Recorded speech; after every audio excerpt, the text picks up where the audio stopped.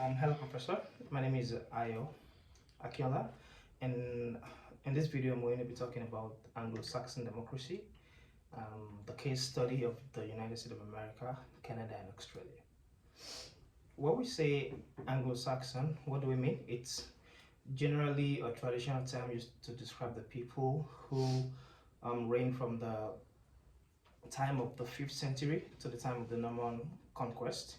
And these people inhabited and ruled the territories that are today part of England and Wales. The people who were Anglo-Saxons were descended of the Germanic migrants, the Celtic inhabitants of Britain, and the Viking and the Danish invaders. The people of the various Anglo-Saxon kingdoms spoke distinctive dialects, which evolved over time and together became known as the Old English. And if we would go further to discuss these people and their democracy, we're basically speaking about English democracy or the democracy of the UK.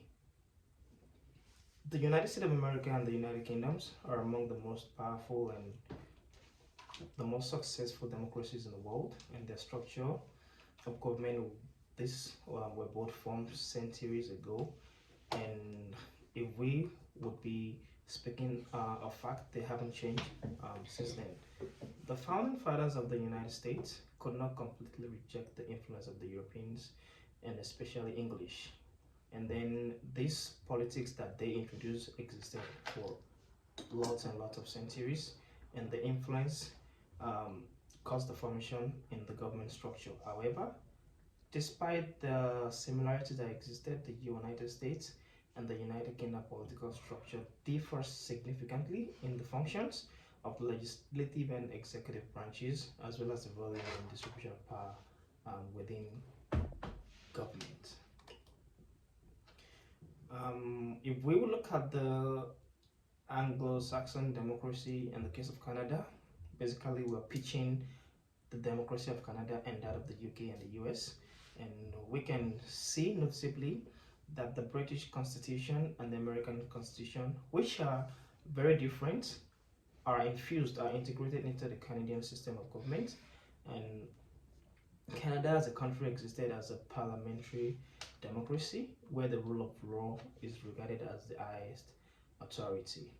In Canada, there must be one parliament, and this parliament consists of 3 separate elements: the Crown, the Senate, and the House of Commons, which, according to the Constitution in 1864, serves as the foundation of that country's written constitution.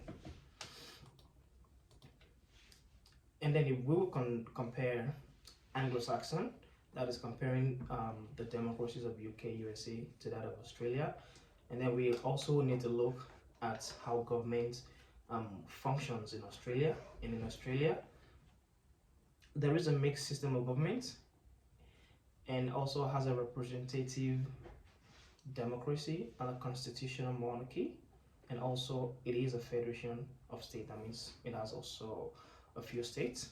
There are many similarities between the British and the Australian democracy, but also there are certain major differences. The Britain democracy and the Australian democracy governments are constitutional monarchies. With these, it means the power is vested in the monarchy. As in the case of Australia, it is they have their representative, they have their governor general. And looking at the UK and also Australia, both nations have a form of government based on delegating the power of the crown to the elected government. In the case, the monarch and the governor general do not have the power to be involved directly in politics or make partisan statements, although there have been exceptions to this, particularly in Australia. While the governor general is appointed by the monarch to advise the Australian government, the king or the queen becomes monarch through inheritance. Thank you.